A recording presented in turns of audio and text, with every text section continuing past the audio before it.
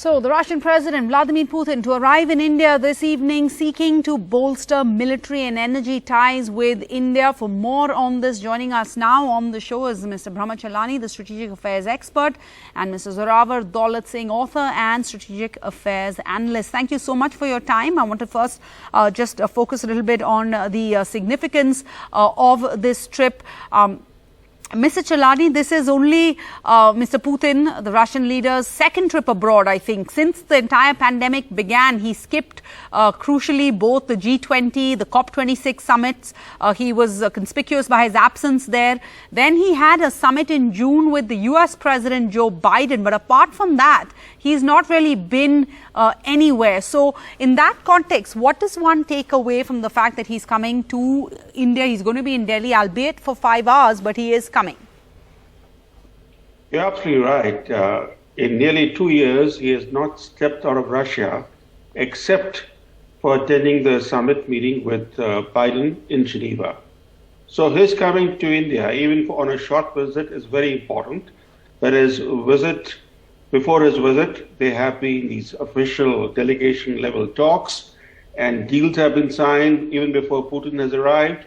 So the substantive discussions have taken place, but his face-to-face meeting with Prime Minister Modi will be important, because that meeting will help to iron out any wrinkles in the India-Russia relationship. There is a divergence of Russia-India interests in relation to Afghanistan, sure, also in relation to the Pacific region, and of course, the US sanctions policy toward Moscow has increasingly driven Russia toward China. So there are some issues to be sorted out, at least to be discussed between the two leaders. So in that sense, his coming to New Delhi is very important. So a lot of wrinkles, it would seem. Let's look at each and every one of them if possible. Zorawar, Daulet, Singh, this is also, I mean, clearly it seems like it is a priority for Russia to work with India, given the fact that he's coming, as Mr. Chellaney says, it's symbolic because all the talks are taking place in those pre-conversations between our defense minister, between our foreign minister and the Russia's defense and foreign ministers. But in the end, you have that photo op with the Prime Minister Modi and Mr. Putin. So clearly it seems like there's a priority here for Russia to work with a traditional ally that's now being courted by Washington too.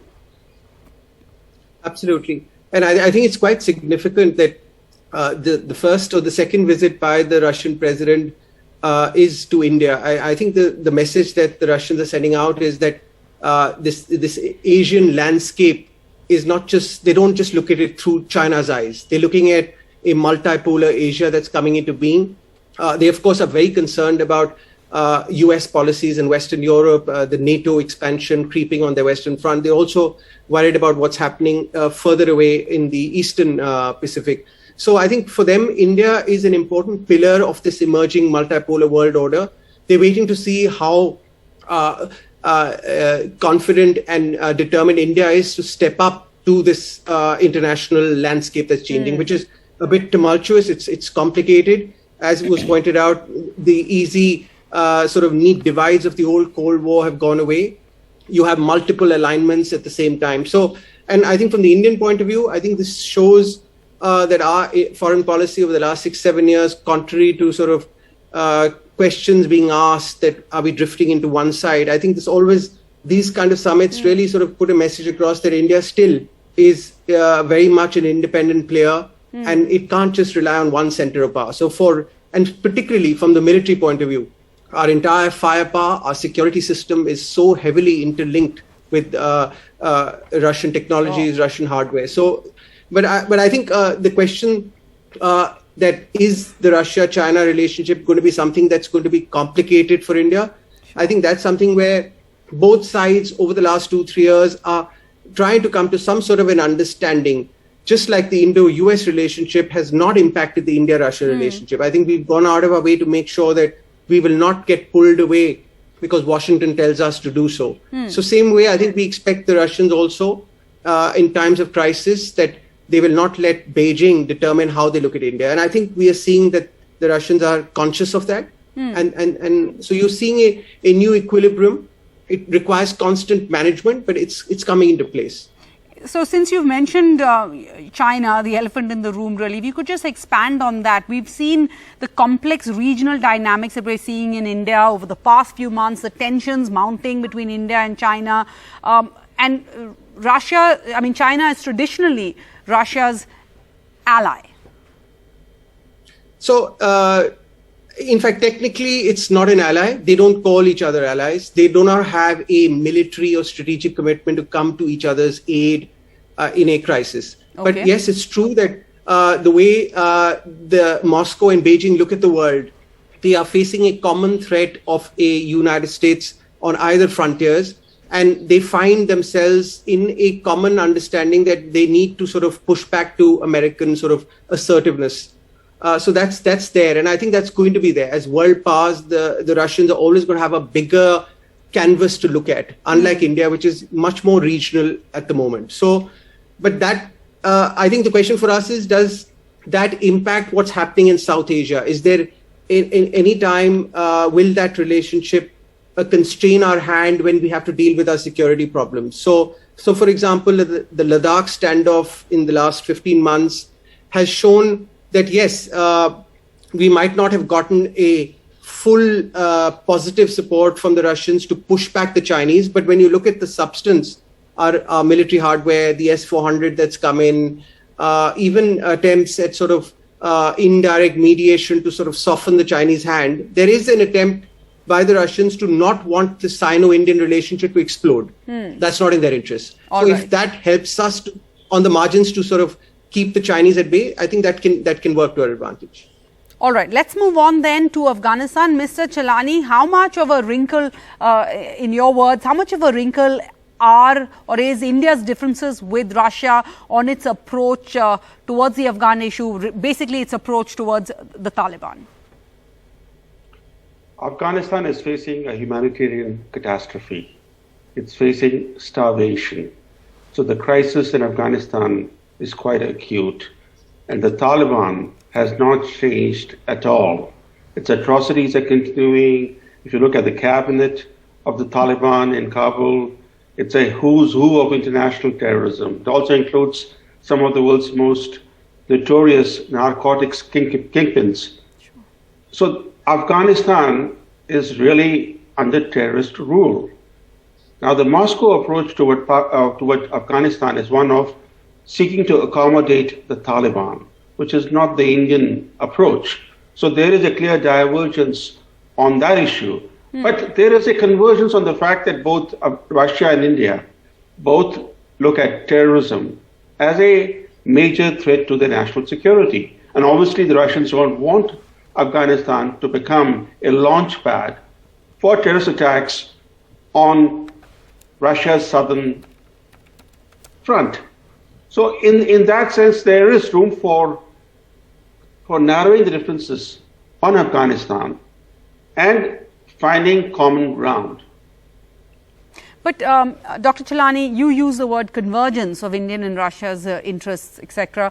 But hasn't this not led Moscow to move closer to Pakistan due to their access and influence over the Taliban leadership?